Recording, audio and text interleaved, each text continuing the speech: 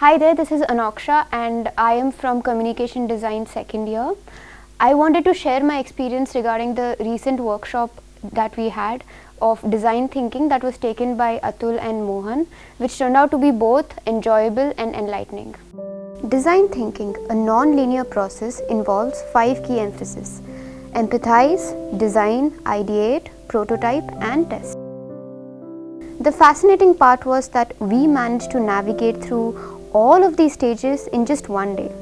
We were divided into teams and tasked with working on a specific topic.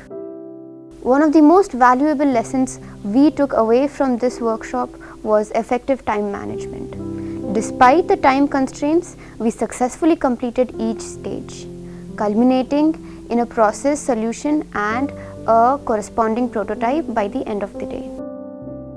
The collaborative aspect was truly rewarding as we worked together, shared ideas and embraced the team dynamic.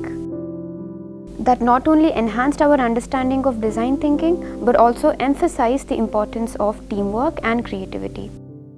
It was a very good experience for all the students in DJED. Thank you.